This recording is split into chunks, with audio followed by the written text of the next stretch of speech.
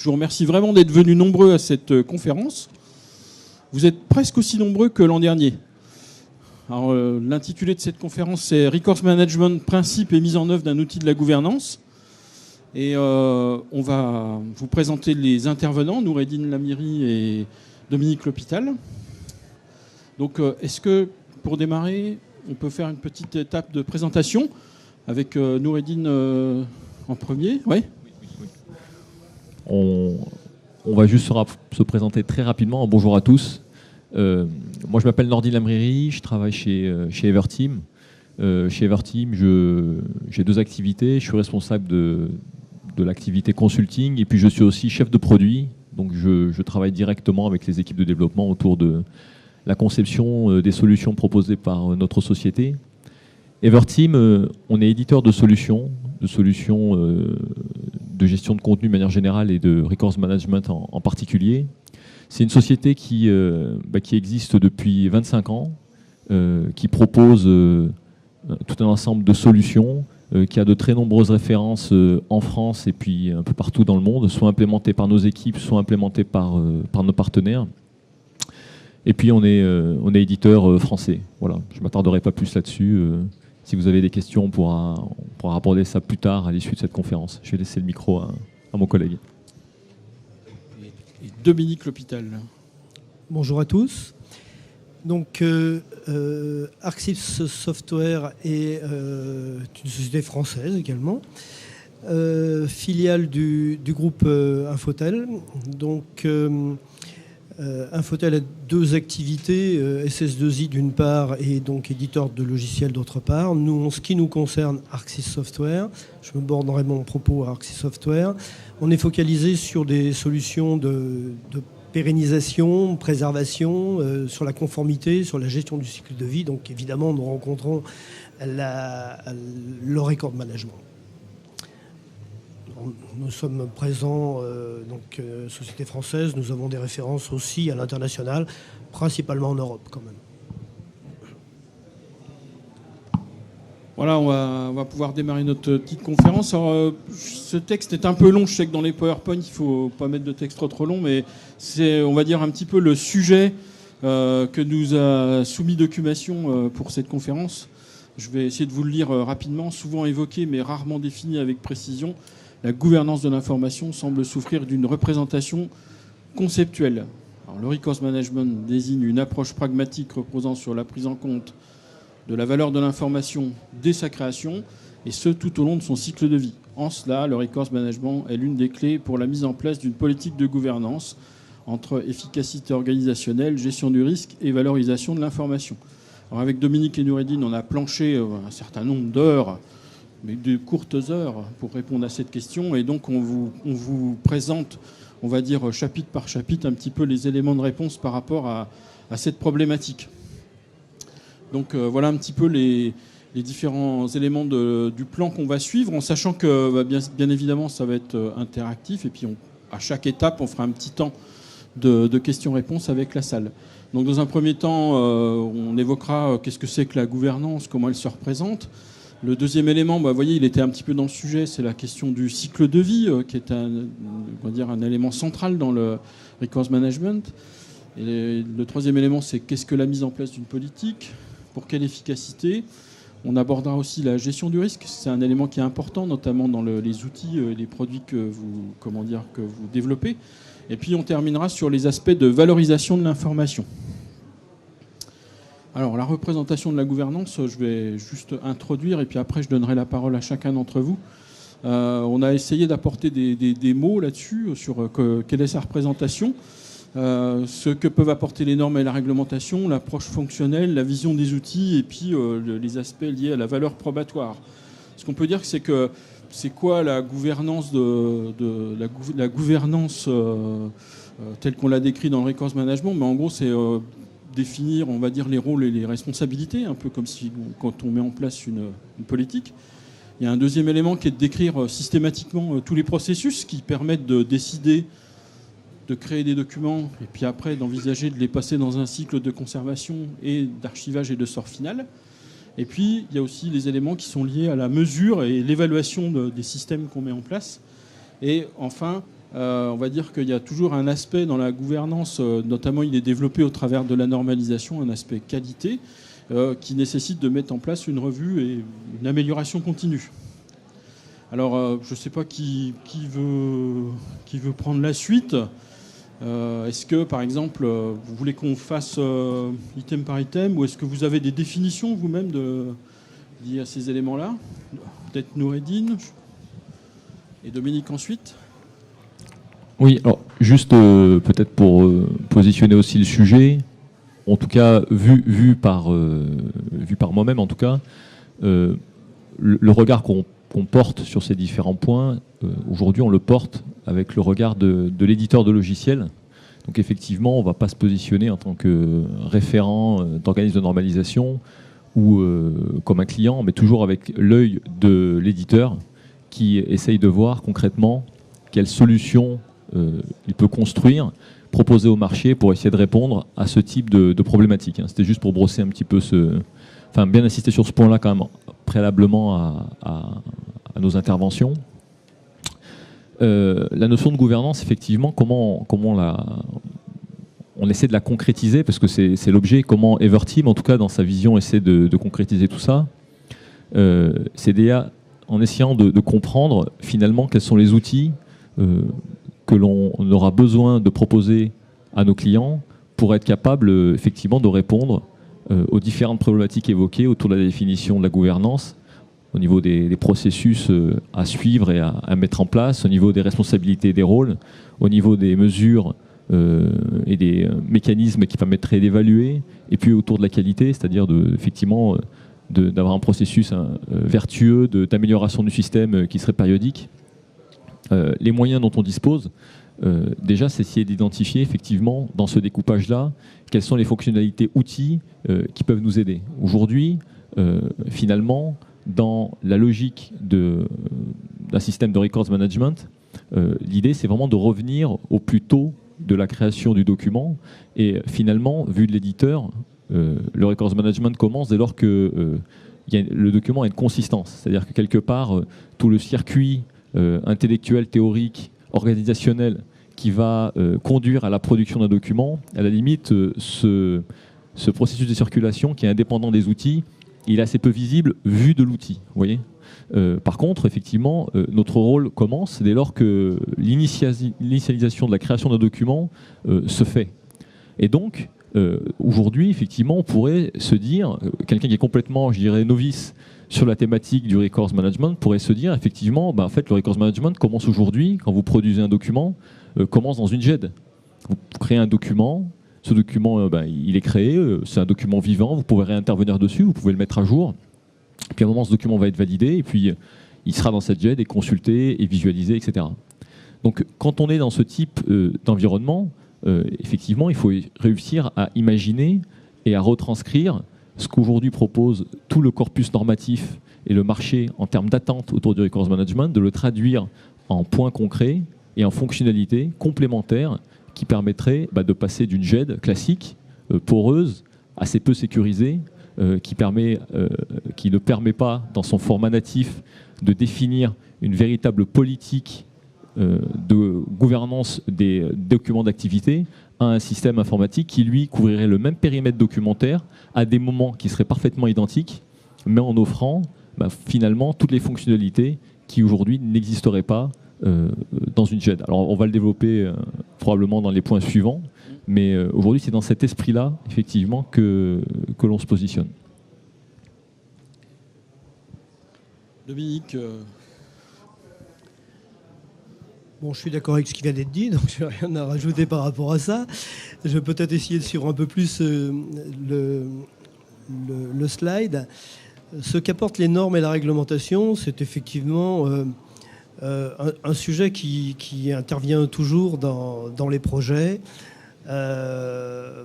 C'est un sujet assez compliqué, qui a souvent un rapport derrière avec le dernier point, la valeur probatoire. Il existe à travers le monde quelques 50 000 réglementations approximativement. Donc, pour nous, faire vraiment un distinguo entre réglementation et normes est quelque chose de fondamental. Il est clair que les entreprises doivent respecter les réglementations. S'il n'y en avait qu'une, ce serait simple, les réglementations.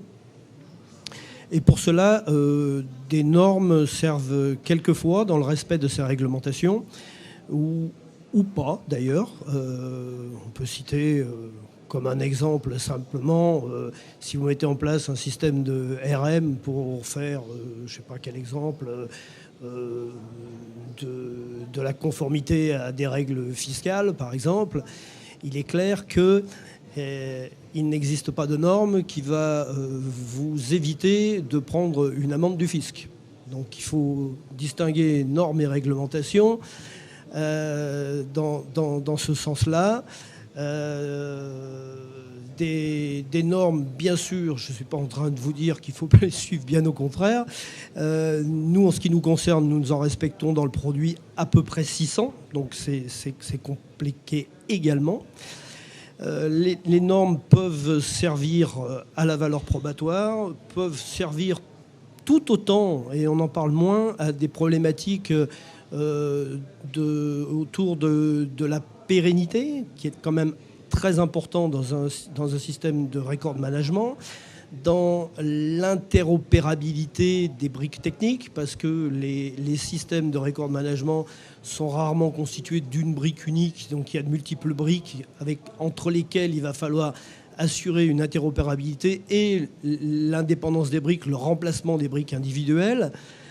Tout ce qui est migration de données dans le temps, conversion, traçabilité, cache souvent quand même un certain nombre de normes qui sont probablement pas les plus connues, mais qui n'en restent pas moins très très très importantes. La vision GED-RM, en ce qui nous concerne, nous ne sommes pas un outil de GED, nous sommes vraiment un outil de RM. Donc nous distinguons bien dans le cycle de vie du document, le document vivant d'une part et le document qui devient record, un document figé. Et ce que l'on prend en charge, nous, c'est le document figé dès sa conception, ou tout au moins le plus tôt possible après sa conception, parce qu'on se rend compte dans la pratique que ce n'est pas toujours évident de capturer un document dès sa conception. Il est clair qu'on doit le capturer le plus tôt possible. Et puis il y a un élément, Dominique, qui fait partie de nos discussions, mais et aussi pour Noureddine, c'est la différence entre les produits qui sont adaptés au marché nord-américain, et vous m'aviez parlé de ça, et des produits adaptés au marché français, notamment sur la capacité à intégrer les spécificités réglementaires françaises. Absolument. Je me souviens dans les discussions préalables, vous m'aviez expliqué que c'était quand même un point important à prendre en compte. Absolument, c'est ce que j'ai peut-être introduit en disant qu'il existait 50 000 réglementations dans le monde. Et effectivement, en fonction du lieu où l'on exerce et de l'endroit où risque de surgir le conflit, il va falloir s'adapter à des réglementations françaises ou pas. Donc, même si on est une société française, qu'on exerce au Japon, il faut peut-être quand même tenir compte des règles qui en vigueur là-bas. Et bon, il est clair que en Europe communautaire, on a tendance aujourd'hui à trouver des règles qui convergent, même si elles convergent encore pas à 100%, et que d'un pays à l'autre, il existe encore des différences, notamment en valeur probatoire. Il y a des choses qui sont reconnues dans des pays et qui ne sont pas reconnues par d'autres, et ainsi de suite. Donc tout ça, il faut en tenir compte. Mais effectivement, on a parlé l'autre jour ensemble des règles nord-américaines qui nous polluent toujours un petit peu en Europe, parce qu'on a des éditeurs. Alors nous sommes éditeurs français tous les deux, donc je pense qu'il n'y aura pas de divergence là-dessus. Mais quand on tombe sur des éditeurs nord-américains, ils ont tendance à faire leur marketing de l'autre côté de l'Atlantique et d'importer ce marketing et nous imposer des réglementations qui certes existent, bien entendu, mais qui sont plus en vigueur chez eux que chez nous. Donc il conviendra toujours de se poser la question dans un projet. Finalement, on aura l'occasion de le dire plus tard probablement, mais quelles règles dois-je respecter ? Donc un point qui est important en matière de gouvernance et qui est repris dans le cadre normatif, c'est la bonne, enfin je vais le dire comme ça, la bonne compréhension du contexte de l'organisation ou de l'organisme dans lequel on va par exemple implémenter vos outils. Il y a un élément qui est important. Est-ce que cet organisme travaille sur un périmètre national? Est-ce qu'il travaille sur un périmètre international? C'est un exemple d'exigences, on va dire, qui sont importantes dans le cadre de la mise en œuvre d'une gouvernance. Je vais faire juste quelques minutes. Est-ce qu'il y a des questions à ce stade-là avant qu'on passe à une question? Je donne le micro et je vais donner mon micro. Bonjour, donc je m'appelle Sarah Markevich, je suis doctorante en droit des technologies de l'information. Moi, ma question, c'est qu'on vient de citer qu'il y a une grande différence au niveau des conceptions nord-américaines et européennes. Et quand vous le vivez au niveau de la réglementation à laquelle vous êtes soumis, qui est à grosse différence. S'il y en avait à citer une vraiment qui fait que là, vous dites c'est vraiment deux mondes différents.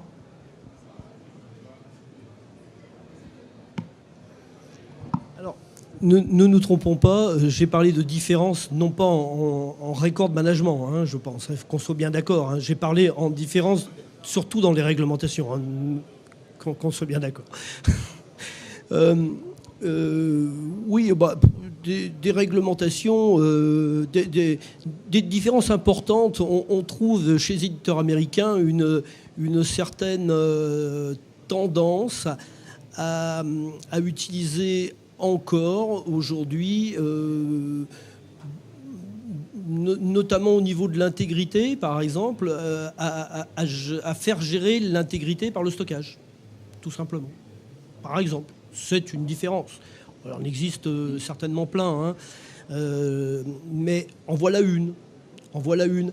Et en Europe, c'est vraisemblablement plus comme ça aujourd'hui qu'il faut faire. Alors probablement que, oui, dans le passé, on a fait comme ça nous aussi, hein, mais peut-être que nous avons évolué en Europe plus vite dans les pratiques, non pas dans la technologie, parce que aussi long la technologie, mais dans les pratiques, on a peut-être évolué de ce côté-ci de l'Atlantique plus vite que ce qu'ils ont évolué eux. Effectivement, eux, ils vont se réfugier derrière des réglementations de type SEC ou FDA qui tolèrent tout à fait ce genre de choses.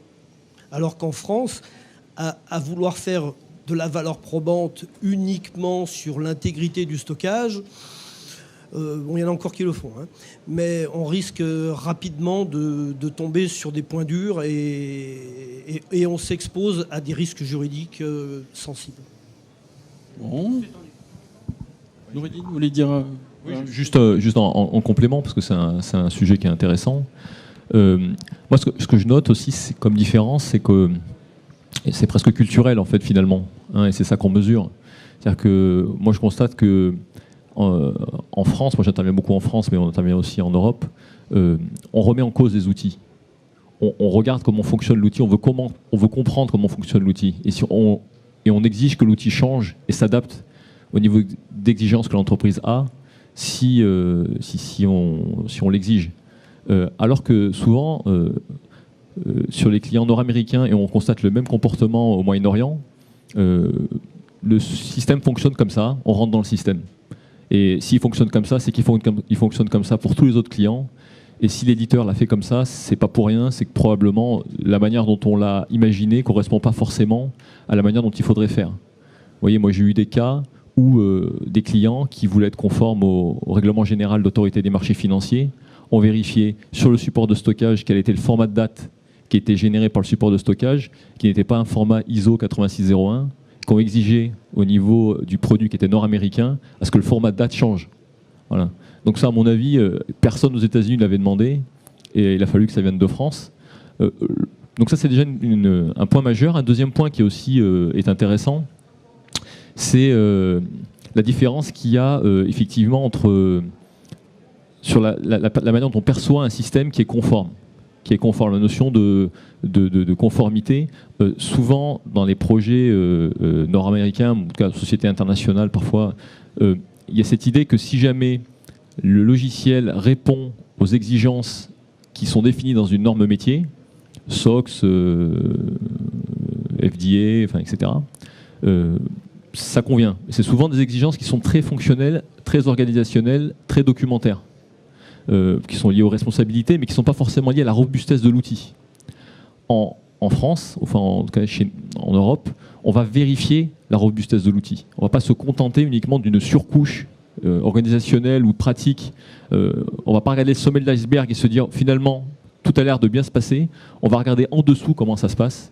Et si en dessous les fichiers par exemple sont stockés n'importe comment, s'il n'y a aucune garantie d'intégrité, si on constate qu'il peut y avoir des falsifications de fichiers ou des substitutions de fichiers qui sont simples par un administrateur système ou un DBA qui voudrait corrompre le système ne sera pas considéré comme conforme.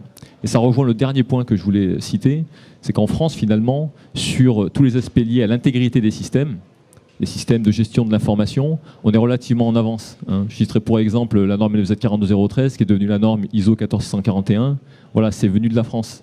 Et donc, il y a cette culture, effectivement, de se dire, on veut que les systèmes soient fiables, soient robustes, et les apparences ne suffiront pas. Voilà. Bon, je ne veux pas dresser un portrait comment dirais-je, caricatural. C'est loin d'être une généralité, mais disons que si on devait regarder ça avec une big picture, on pourrait dire ça. Voilà. Les exigences sont plus sophistiquées en France et donc il faut utiliser des produits qui arrivent à bien s'y adapter, ce qui n'est pas forcément le cas des produits étrangers. Alors, s'il n'y a pas de questions... Ah, question. Excusez-moi. Oui, question rapide. Question rapide. Donc, d'abord, je me présente Sandrine Baumet, ex-Oracle en transition. Je candidate en ce moment. Moi, j'avais une question dans le secteur de la santé, notamment, que j'ai beaucoup exploré. Je me demandais si vous tenez compte de contraintes liées à ce monde-là, où la donnée est sensible aussi, dans la mesure où le patient reste au cœur de pas mal de débats et d'informations parfois sensibles, à ne pas divulguer. Parce qu'on voit que les États-Unis avancent différemment de nos pays, qui parfois sont freinés par quelques normes. Et j'aimerais votre point de vue là-dessus. Alors, nous, on intervient pas forcément sur tout le secteur de la santé, mais je dirais en particulier sur le secteur pharmaceutique, voilà, et qui est assez porteur en fait sur ces sujets. Alors, il y a eu un certain nombre de raisons pour ça, quelques problèmes de documents qui effectivement auraient dû être conservés et qui ont malheureusement été supprimés. Il y a eu quelques actualités dont on se souvient encore. Et finalement, cette activité-là, aujourd'hui, c'est complètement remise en question sur la manière dont elle gère l'information. En tout cas, c'est comme ça qu'on le perçoit. Et il y a une vraie volonté de mettre en place des programmes d'entreprise pour complètement réévaluer les circuits et les processus de gestion de l'information, je dirais presque un peu dans l'esprit des normes ISO 3300, tel qu'on peut l'imaginer, ou de la 15489.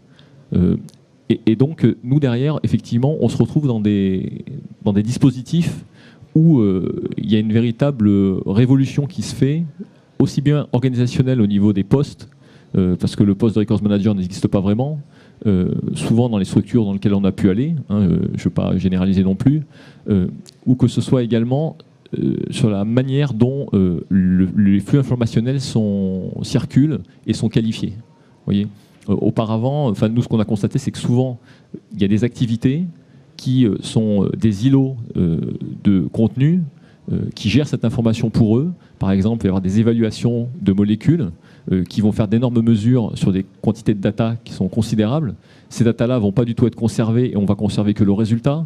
Ce résultat va arriver dans un autre département qui va lui-même générer de nouveaux documents et c'est ce nouveau document qui prendra la succession. Et finalement, la possibilité de faire un rejeu en cas d'audit ou en cas de litige, et finalement, auparavant, était très difficile. Voilà. Donc c'est surtout ça qu'on mesure, et donc on se retrouve avec des volumes d'informations qui sont considérables et des processus de gestion qui sont également extrêmement complexes. Surtout ça. Mais finalement, la législation qu'on applique, que ce soit dans le domaine pharmaceutique en France ou aux États-Unis, finalement, c'est souvent la législation nord-américaine qui prime.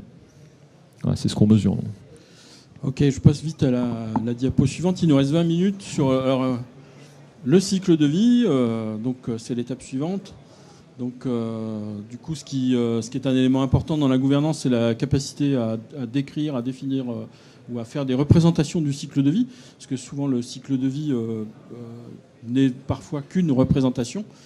Et donc, du coup, ce qui est intéressant, c'est la notion de record continuum de bout en bout, comme c'est évoqué par nos deux intervenants. Donc, on décide. Donc, c'est ce qu'a apporté la norme 3300, c'est les aspects décisionnels. On organise de la décision de créer ou non des documents, on les crée. Et puis après, donc, les documents rentrent dans un cycle jusqu'à leur sort final. La gouvernance, c'est l'application aussi avec des outils, parce que souvent, le problème qui se pose pour les utilisateurs, dont je fais partie, c'est la difficulté, tout au long d'un cycle de vie, de passer d'un outil à l'autre. Vous savez, moi, je rêve qu'on fasse du big data à l'envers, c'est-à-dire au lieu de faire de l'exploitation de données bien propre, bien structurée, c'est d'avoir la capacité de prendre des décisions, de créer des documents, mais pas forcément d'être obligé de les déplacer d'un endroit à l'autre une fois qu'ils sont créés. Qu'est-ce que vous en pensez, messieurs? Dominique, en premier Oui, donc effectivement, notre logiciel comporte un certain nombre d'étapes pour accompagner le cycle de vie du document. Donc on part de la capture du document, de l'indexation du document, alors par différentes méthodes, nous avons nous utilisons des métadonnées, bien sûr. Nous utilisons également la recherche plein texte. Nous sommes en train de sortir aujourd'hui un nouveau moteur qui sera un moteur pertinent. Dominique, mettez le micro plus près. Donc, moteur dont on attend beaucoup, ainsi de suite. C'est peut-être difficile de définir tout le cycle de vie. Nous pilotons, nous, en ce qui concerne, nous supervisons tout le cycle de vie de bout en bout. Nous pilotons également les moyens de stockage, de façon à ce qu'il n'y ait pas de rupture, parce qu'il y a le process du record management, et puis moi, parallèlement à ça, je regarde toujours cette valeur probante que l'on retrouve quasiment aujourd'hui dans 9 projets sur 10, à peu près. C'est encore plus sensible au niveau de la valeur probante, dans le sens où c'est une chaîne où le moindre maillon faible peut faire perdre toute valeur probante. Et donc, ce passage éventuel entre outils, c'est quelque chose que nous redoutons beaucoup, parce qu'on est susceptible de perdre à ce moment-là soit intégrité, soit traçabilité. Et nous, notre produit, au contraire, essaye de superviser le document depuis la conception, enfin depuis la capture du record jusqu'au sort final. Donc on essaye véritablement de garder la main sur ce document. Quand bien même il y aurait des briques technologiques différentes, on se débrouille à ce que ce soit toujours supervisé par un logiciel, de façon à garantir aussi, en plus du process, intégrité et traçabilité. Noureddine, sur le cycle de vie. Oui. Alors, sur le cycle de vie, bien évidemment, Everteam, on est aussi positionné sur le cycle de vie complet, de la création jusqu'à son archivage, jusqu'à sa fin de vie, finalement, pour le document qui serait à détruire. Mais pour revenir effectivement sur le sujet du cycle de vie, il y a eu une évolution intéressante et notable.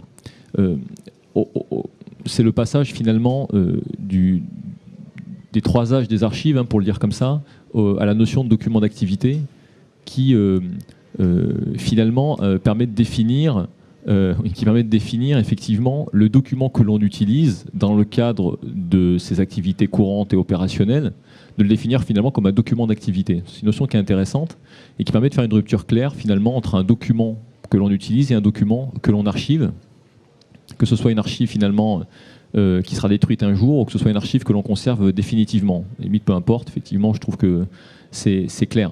Alors, si cette clarification conceptuelle a été faite dans les normes ISO 3300, dans la refonte qui se fait actuellement de la norme ISO 15489, tout ça se fait, il en est que néanmoins au niveau des solutions, tout ne se transforme pas de la même façon et aussi vite et aussi facilement. Aujourd'hui, il y a des systèmes qui gèrent des documents qu'on va dire par exemple de GED, ou des documents, des systèmes de GED ou des systèmes de records management, on peut le qualifier de différentes façons. Et ces systèmes-là, finalement, vont gérer des documents qui sont des documents d'activité, mais qui peuvent être dans des situations de fragilité. C'est-à-dire qu'aujourd'hui, l'idée que l'on a, par exemple, d'un SAE, d'un outil SAE, si on imagine un système d'information qui contient un système d'archivage électronique, excusez-moi, j'utilise l'acronyme, un système d'archivage électronique, le but, c'est que lorsqu'un document arrive dans ce type de système, tous les mécanismes techniques existent et sont mis en place pour en garantir l'intégrité, la pérennité en toutes circonstances. Mais avant, quand ce document est un document d'activité, techniquement, est-ce que ce document a moins de valeur? On l'utilise tous les jours, mais est-ce qu'il doit être, parce qu'on l'utilise tous les jours, dans des conditions de fragilité qui font que ce document peut être supprimé, altéré, transformé, que sa pérennité n'est pas garantie, qu'éventuellement quelqu'un puisse le substituer par un autre? Donc moi, le message aujourd'hui, parce que finalement, à ce niveau-là, il ne suffit pas de regarder les apparences du système et la manière dont il se déroule, mais de voir de manière sous-jacente, est-ce que le niveau de sécurité qui est apporté par les systèmes est en accord avec la valeur finalement de l'information au moment où on l'utilise, hein. Et très souvent, ce qu'on constate, c'est que finalement, le système qui gère le document d'activité est un système de jet comme les autres, dans beaucoup d'entreprises, qu'on peut appeler un système de records management, avec toutes les petites options et tous les processus qui permettront de donner l'illusion que le système est parfaitement en accord avec toutes les normes et tous les standards autour de ces sujets. Mais quand on regarde techniquement comment tout ça est géré, finalement, la sécurité est très faible. Elle est très très faible. Et là se pose une vraie question, une vraie interrogation que tout records manager devrait se poser au moment de la mise en place de son système. C'est au-delà des aspects organisationnels qui se posent, hein, et pour lesquels je ne me considère pas expert, hein, en tant qu'éditeur. Il y a aussi l'interrogation et un vrai esprit critique est à avoir vis-à-vis des outils pour se dire que c'est pas parce que fonctionnellement l'outil répond qu'il m'offre les niveaux de sécurité que je suis en droit d'attendre au regard de la valeur de l'information que je gère. Noureddine, vous maîtrisez bien le records management, hein. Bravo. Question? Bonjour, Sylvie Dessela-Baumann, la présidente de la commission de normalisation justement sur la gestion des documents d'activité. Merci beaucoup, Nordine. Michel en est membre aussi, de mentionner, d'expliquer effectivement notre approche et de parler de ça, parce que c'est ce qui permet en fait de faire avancer, hein. Forcément, vous, fournisseurs de solutions, vous pouvez vous positionner si vous avez de notre côté des exigences. Or, ces exigences, elles sont bien effectivement dans les normes. Ce que je voulais dire, c'est que quand on parle d'authenticité, d'intégrité, etc., il y a quand même des critères, hein, qui existent, qui sont des critères fonctionnels avant d'être des critères techniques. Et donc, il y a tout un travail, comme tu l'évoquais, à faire en amont, et on y travaille effectivement. Donc, nous, on est très, très contents aujourd'hui, Records Manager, ou personne en charge, en responsabilité de la gestion des documents d'activité, qui ne portent pas forcément cette même casquette nécessairement, mais on est de plus en plus nombreux à avoir cette responsabilité. On est quand même maintenant plus nombreux à pouvoir vous exprimer des exigences. Et comme je vous l'ai dit récemment, à certains membres de cette communauté métier que vous êtes, on va vous solliciter pour que vous nous démontriez point par point des solutions, comme ça se fait effectivement dans d'autres pays et aux États-Unis, au Canada notamment, démontrer des solutions qui sont pures RM, comme je te l'ai exprimé, c'est-à-dire des solutions qui n'ont pas pour but de faire l'archivage électronique, ça vient après, mais qui ont pour but de faire la preuve dans... alors, ça peut être des systèmes documentaires purs, mais ça peut être aussi dans les processus métiers. Donc, on attend vos démonstrations, on attend vos POC sur ce sujet-là. Ça va être pour très très bientôt, comme j'ai dit. Avant la fin de cette année, on fera un bootcamp, j'ai envie de dire, avec des présentations de solutions, et vous nous montrerez, effectivement, on est très très contents, des solutions déployées ou déployables, mais déployées, ça nous intéresse encore plus, parce qu'avec quelques petits camarades de jeu, comme je l'ai dit également, on travaille aussi sur les métadonnées, les sets de métadonnées. Donc, vous savez que dans ces pays qu'on a évoqués, Canada, États-Unis, Australie, Nouvelle-Zélande, ils ont des sets normalisés de métadonnées. Pour nous, c'est la prochaine frontière. Donc, on vous attend pour franchir cette frontière avec nous. Oui, bah, nous, juste pour répondre rapidement à ce point-là, c'est des sujets qu'on suit, que je suis vraiment de très très près. Finalement, aujourd'hui, il y a des choses qui sont faites, hein. Le fait de, par exemple, que les normes ISO 3300 soient considérées comme finalement faisant partie du pool des normes autour des systèmes de management, c'est un point positif, parce que ça draine finalement tout un aspect lié au processus qualité et sécurité de fait.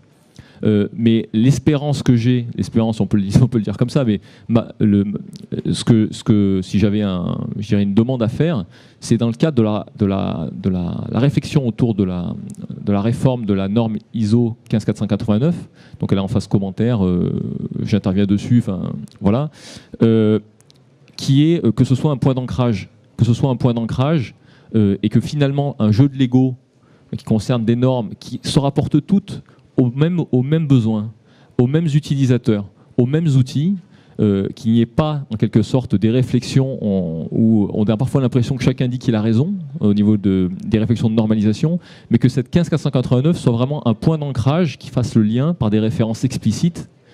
Techniquement, vous voulez que votre système soit conforme, il y a une norme qui sait le faire, c'est celle-ci, 14641.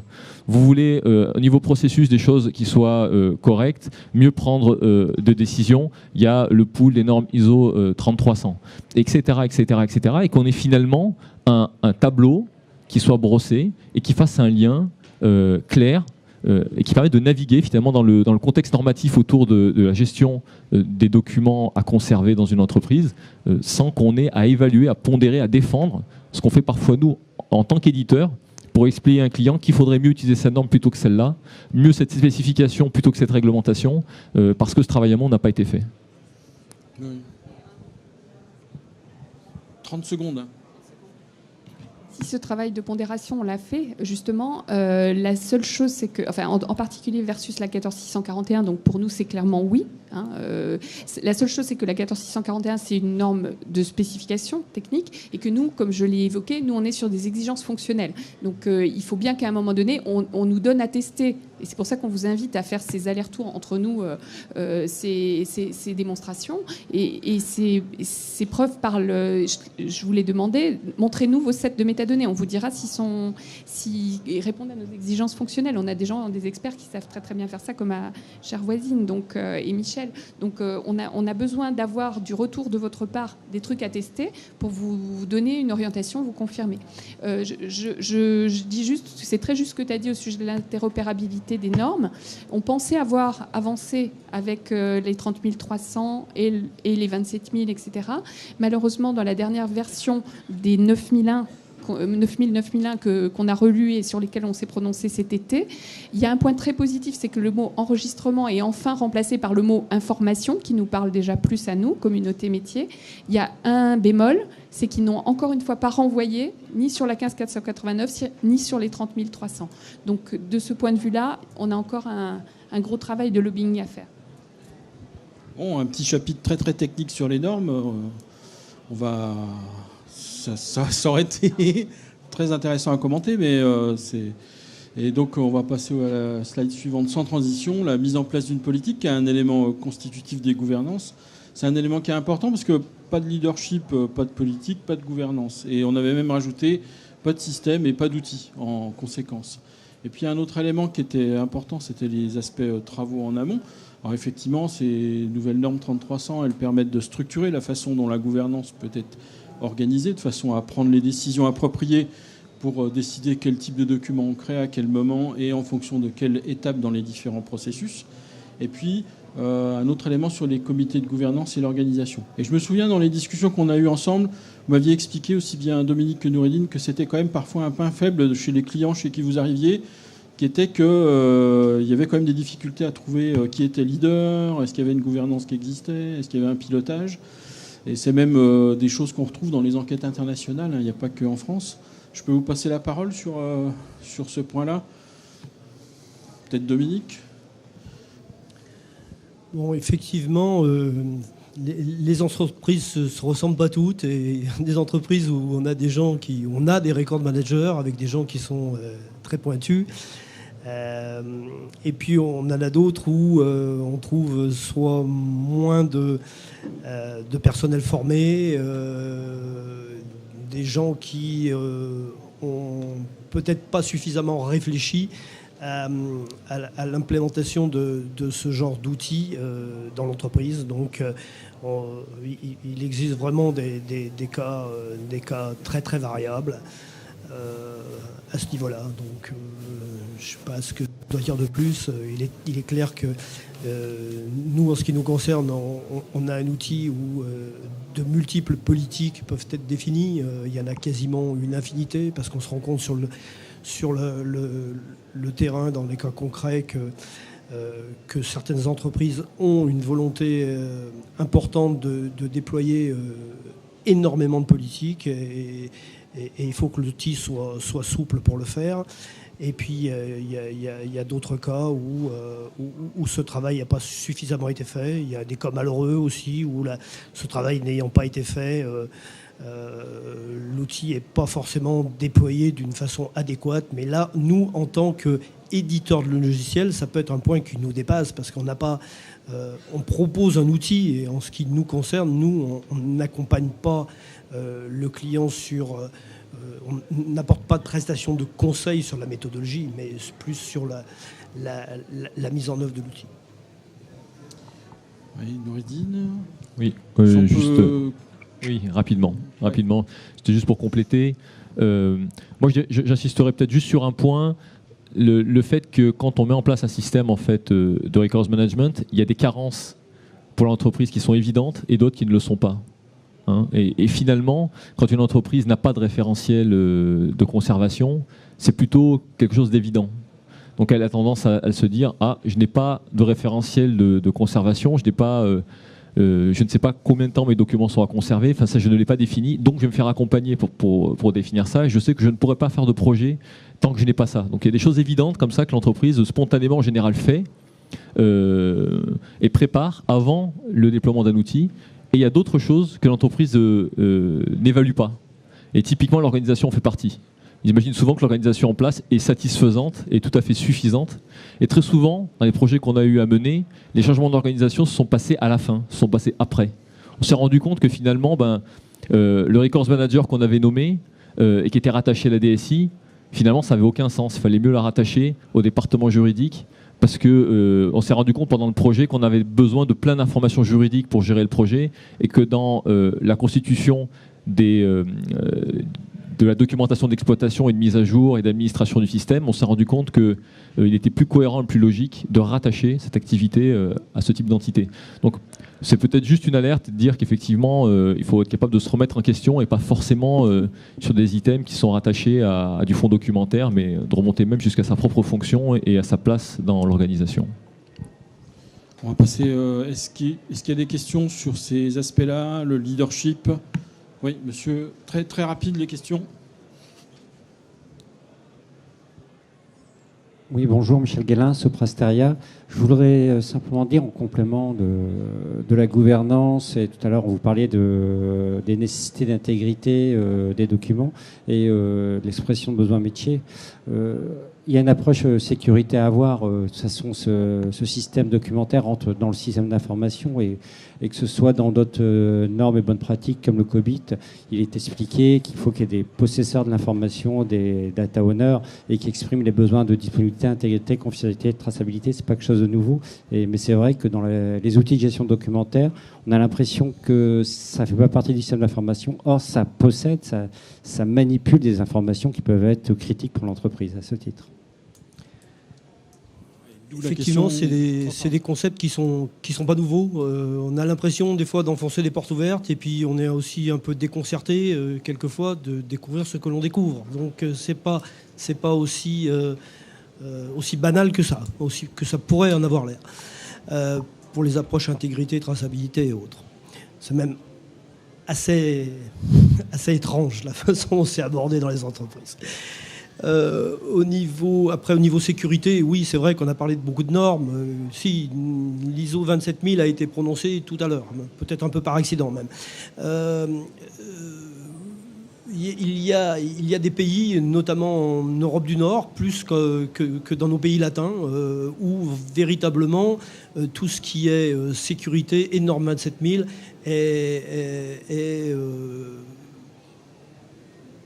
utilisé, bien sûr, mais est à respecter de manière absolument draconienne, et l'accent est énormément mis là-dessus, avec des audits de sécurité qui sont extrêmement rigoureux, extrêmement contraignants, Et nous, on a eu à subir des audits de sécurité qui étaient vraiment contraignants.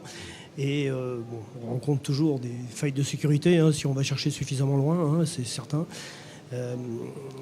Voilà. Donc oui, la sécurité est importante et elle est rarement, dans les pays du Sud, rarement mise au niveau où elle devrait être. Messieurs, il nous reste 2 minutes. Est-ce que je passe la slide suivante ou est-ce qu'on fait une petite conclusion ?